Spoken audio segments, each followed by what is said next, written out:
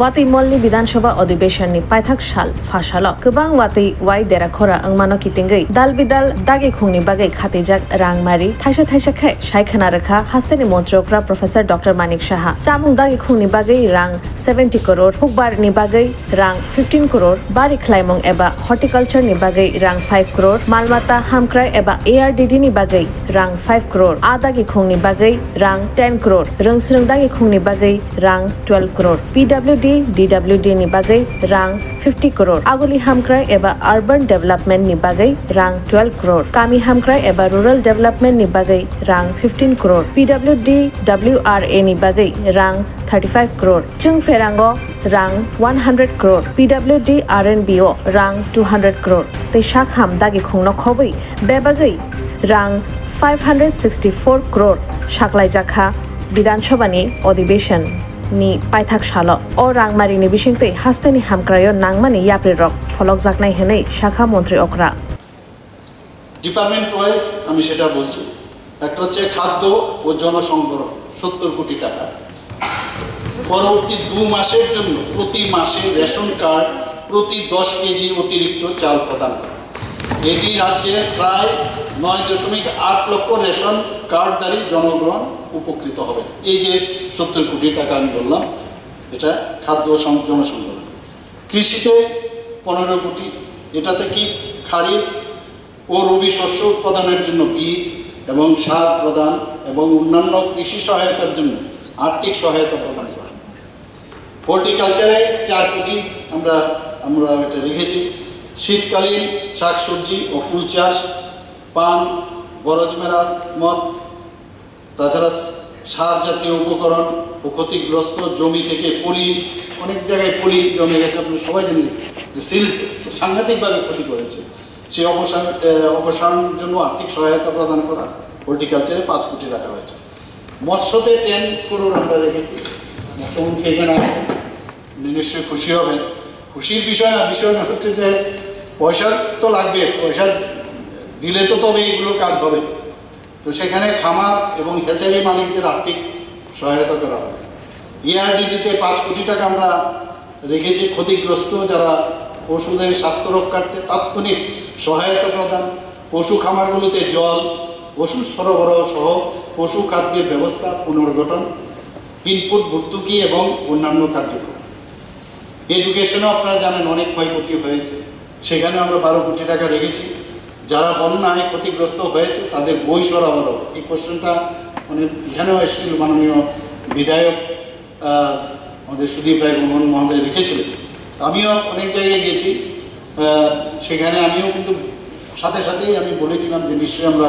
এই বিষয়টা দেখব তো সেখানে যারা বন্যায় ক্ষতিগ্রস্ত হয়েছে তাদের বই সরবরাহ করা এবং স্কুল কলেজ মেরামত ও রক্ষণাবেক্ষণ করা পিডব্লিউডি ডিডব্লিউএস আপনারা জানেন বিরাট ক্ষতি হয়েছে সেখানে তো তার জন্য 50 কোটি টাকা সেখানে রাখা হয়েছে বন্যায় ক্ষতিগ্রস্ত হওয়া স্কুল অঙ্গনওয়াড়ি কেন্দ্র এবং পরিবারগুলোকে পানীয় জল সরবরাহ এবং পাইপলাইনের মাধ্যমে জলের ব্যবস্থা সুনিশ্চিত করা আমরা নগর উন্নয়নে 12 কোটি টাকা আমরা রেখেছি শহরের রাস্তা ও ড্রেনেজ ব্যবহার মেরামত রক্ষণাবেক্ষণ করা গ্রাম উন্নয়নে আমরা 40 কোটি টাকা রেখেছি গ্রামীণ রাস্তা ড্রেন এবং অফিস ভবনের মেরামত ও রক্ষণাবেক্ষণ করা স্বাস্থ্যে তো অনেক ক্ষতি হয়েছে তো স্বাস্থ্য বিভাগে আমরা 10 কোটি টাকা রেখেছি যেখানে জীবাণুমুক্ত ডায়রিয়ার প্রতিরোধে 2000 ব্যাগ ব্লিচিং পাউডার যেটা আপনার নিশ্চয়ই মনে আছে আমরা যখন সর্বদলীয় বৈঠক করি কথা এসেছিল সেখানে 2000 ব্যাগ ব্লিচিং পাউডার 2 লক্ষ ওআরএস প্যাকেট 20 লক্ষ হ্যালোজেন ট্যাবলেট 10 লক্ষ জিঙ্ক ট্যাবলেট জ্বরের ওষুধ এবং চর্মরোগের ওষুধ ক্রয় করা পিডব্লিউডি ডাব্লিউআরএ সেখানে 35 কোটি টাকা রাখা হয়েছে বাঁধ চ্যানেল প্রধান প্রকল্পগুলির সংস্কার মেরামত রক্ষণাবেক্ষণ করা বিদ্যুতে আমাদের বিদ্যুৎ মন্ত্রী এখানে আছেন 100 কোটি টাকা রাখা হয়েছে ডিভাস্টেটিং কন্ডিশন চারিদিকে 100 কোটি টাকা রাখা হয়েছে বিদ্যুৎ পরিবাহী লাইন ট্রান্সফরমার কন্ডাক্টর তার এবং আনুষঙ্গিক সামগ্রীর দ্রুত পুনরুদ্ধার সংস্কার এবং রক্ষণাবেক্ষণের কাজ গ্রহণ করা পিডব্লিউডি আরএনবি 200 কোটি টাকা রাখা হয়েছে সেখানে বন্যায় ক্ষতিগ্রস্ত রাস্তা ও ড্রেনের পুনর্নির্মাণ, সংস্কার ও রক্ষণাবেক্ষণের কাজ করবে। অর্থাৎ টোটাল এখানে 564 কোটি টাকা আমরা এখানে আপাতত সেটা আমরা রেখেছি। এই ঘোষণা আমি এই হাউসের মধ্যে আমি দিতে চাই, বিধানসভায় আমি দিতে চাই। সবাইকে অসংখ্য ধন্যবাদ, নমস্কার। আপনারা জানেন যে গত দুদিন আগে আমি দিল্লিতে গিয়েছিলাম এবং আমি জানি যে আমাদের অধিবেশন হবে, কিন্তু কিছু করার নেই। যে কারণে গেছি পরবর্তী সময়ে নিশ্চয়ই আপনারা শুনেছেন এবং সেটা যেতেই হবে। তো আমি গতকাল যখন এখানে এসে পৌঁছেছি, মাননীয় বিধায়ক আমাদের সুধীর রায় বর্মন, আমি শুনছিলাম যে 3:25 বাজে এখনো উনি এয়ারপোর্ট থেকে এসে নামেনি। বুঝতে পারলাম না, এত উদ্গ্রীব। আমার প্রেজেন্স নিয়ে হি ওয়াজ ওয়েটিং ফর মি। আমার প্রেজেন্সে থেকে এমন কিছু কথা বলবে আগের থেকে প্ল্যানিং ছিল এবং যেটা কাম্য ছিল না, এই কথাগুলো উনি বলেছেন। যাই হোক, কিছু কথা উনি জিজ্ঞেস করেছিলেন এবং আপনারা সবাই জানেন যে কি উনি বলেছিলেন, বা এলপি সাহেবও বলছিলেন যে কি কি আমাদের যে সেটেলমেন্ট হয়েছে ওখানে, মানে signing off memorandum of settlement, যেটা 4 তারিখ সেখানে হয়েছে দিল্লিতে। সেখানে আমাদের মাননীয় যশস্বী হোম মিনিস্টার সাহেব ওইখানে ছিলেন এবং সেখানে এনএলএফটির এবং এটিটিএফের সদস্যরাও সেখানে ছিলেন। এবং এই বিষয়ে যে শান্তি ও পুনর্বাসনের জন্য এই ধরনের এগ্রিমেন্ট হয়েছে, আমি এর জন্য বিশেষ করে আমাদের ভারত সরকারের যিনি প্রধানমন্ত্রী, ভারতের প্রধানমন্ত্রী যশস্বী প্রধানমন্ত্রী নরেন্দ্র মোদীজিকে আমি ধন্যবাদ দেব। আমি ধন্যবাদ দিতে চাই আমাদের যিনি হোম মিনিস্টার সাহেব আছেন অমিত শাহজি, ওনার কারণেই সেটা সম্ভব হয়েছে। আপনারা জানেন যে প্রায় 11টার মতো নর্থ ইস্টে শান্তি প্রতিষ্ঠিত হোক, এর জন্য প্রায় 11টার মতো শান্তি চুক্তি হয়েছে। ত্রিপুরাতে প্রায় 3টার মতো এই নিয়ে শান্তি চুক্তি হয়েছে। এটার যেসব এখানে মেইন উদ্দেশ্য সেটা হলো যেসব বিচ্ছিন্নতাবাদ, যে ধরনের উগ্রতাবাদ, আর্মস নিয়ে যে ধরনের ঘটনা হতো সেটাকে বন্ধ করা। এবং এখানে কি উদ্দেশ্য সেটা হচ্ছে কি কি ক্রাইটেরিয়া রাখা হয়েছে, যে সংগঠনগুলোকে ভেঙে দিতে হবে এবং ভারতীয় আইন মেনে চলতে সম্মত হয়েছে যারা এনএলএফ এবং এটিটিএফের যারা সদস্যরা ছিলেন এবং সেখানে সেটা সাইন হয়েছে। আর কি আছে, অস্ত্র সমর্পণ করতে হবে। উভয় গোষ্ঠী সমস্ত অস্ত্র সমর্পণ করবে এবং সেটা চুক্তি স্বাক্ষরের পরে যদি অস্ত্র রাখা হয় সেটা অবৈধ বলে বিবেচিত হবে।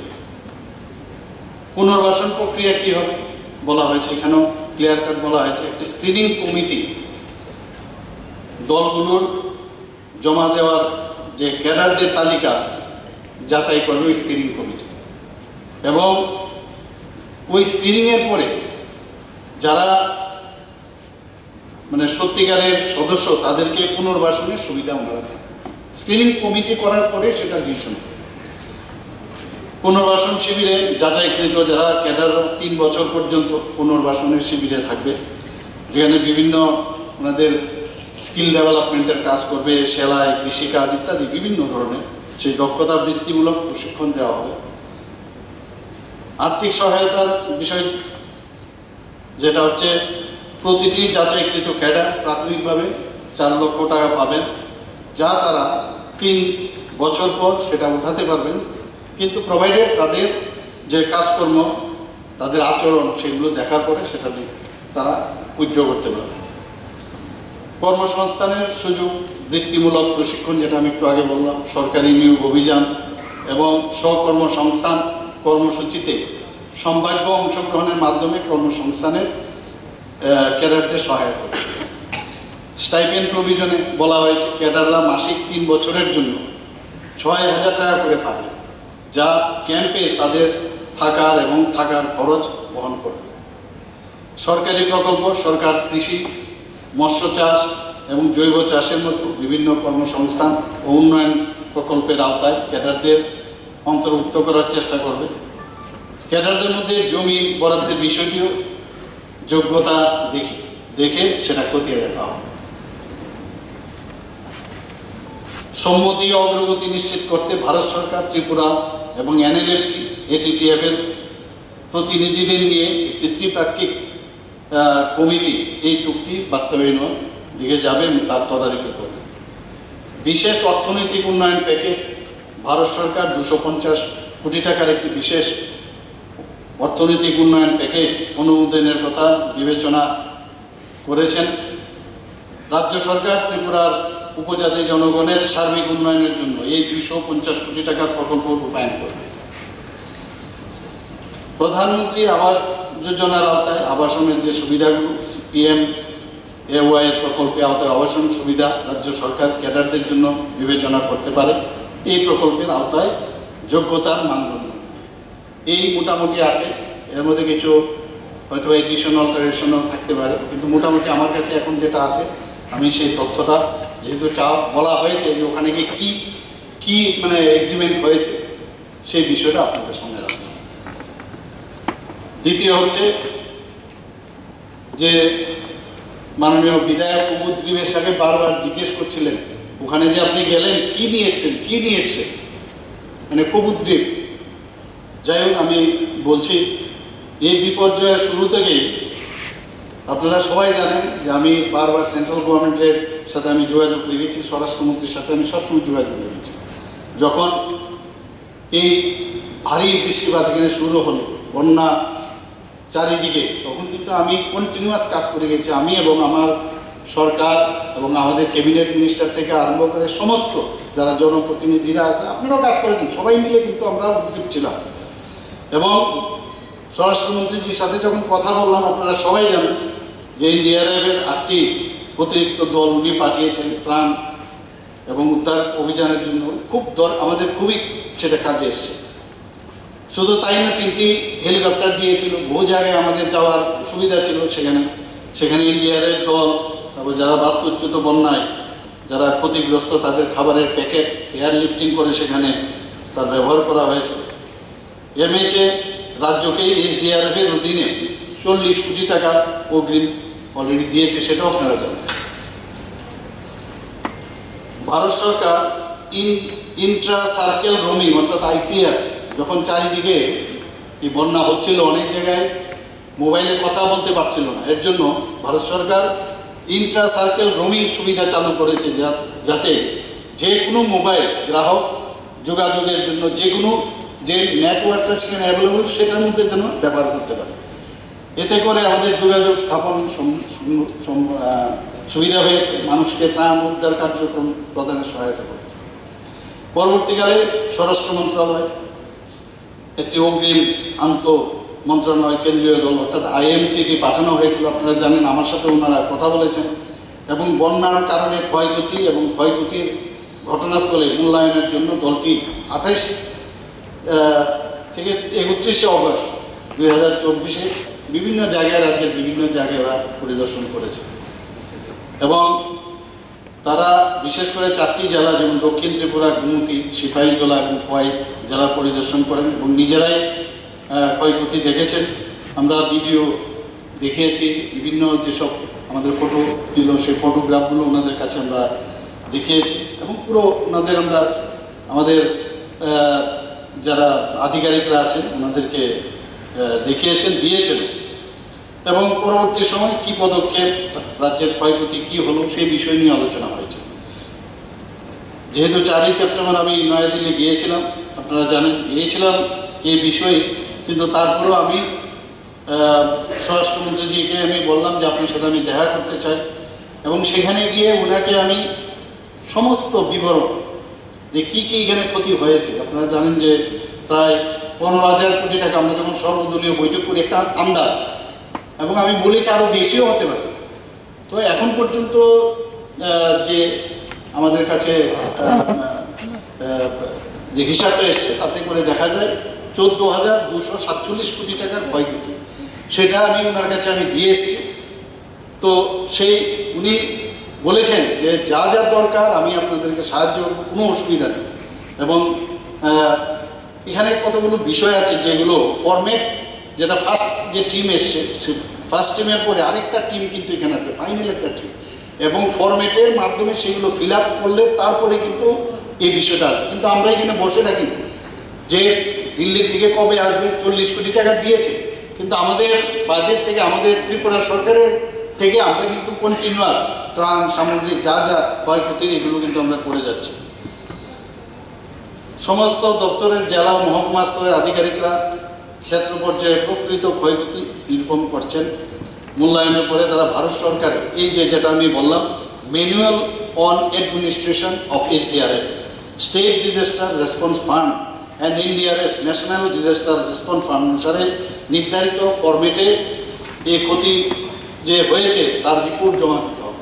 এর জন্য আরেকটা টিম আসবে, উনি বলেছেন যে আমি আরেকটা টিম আমি পাঠাবো, এবং সেটাই ফাইনাল করবেন, এবং সেই ফরম্যাটে আমরা সব ফিল আপ করে দিলে তারপরে হবে। তো এই প্রতিবেদনগুলি যখন কেন্দ্রীয় সরকার কাছে যাবে তখনই ওনারা এই আর্থিক যে সহায়তা তার বিবেচনা ওনারা করবেন। MHA আবার ইন্টার মিনিস্ট্রিয়াল সেন্ট্রাল টিম, যেটা আমি বললাম, অন স্পট অ্যাসেসমেন্টের জন্য পাঠাবে, এবং সেখানে এই ওনারা দেখবেন, দেখে সেটা আমরা আবার বলছেন যে আমরা কিন্তু, কারণ এইরকম দুর্যোগপূর্ণ অবস্থা তো আমাদের ত্রিপুরাতে আমার জানা নেই যে এরকম হয়েছে, সবাই জানে, আমরা সবাই এর জন্য উদ্বিগ্ন, এবং আমরা চেষ্টা করছি যে কীভাবে এর থেকে আমরা বেরিয়ে আসতে পারি। তাই আজকে বেশি কিছু বলার কিছু নেই। এখানে আমি দেখেছি 3 দিনের যে আজকে এই অধিবেশন, যারা যারা পার্টিসিপেশন করেছেন খুব ভালো কথাবার্তা হয়েছে, ভালো বক্তব্য রেখেছেন, আমি সবাইকে ধন্যবাদ দেব। আমি একটা ঘোষণা দিতে চাই, এখানে রাজ্যের বিভিন্ন সেক্টর জুড়ে সাম্প্রদায়িক বন্যার যে সৃষ্ট যে ক্ষয়ক্ষতি, সেটার যে তীব্রতা তাকে মাথায় রেখে আমি আর্থিক প্যাকেজ কিছু ঘোষণা করতে চাই।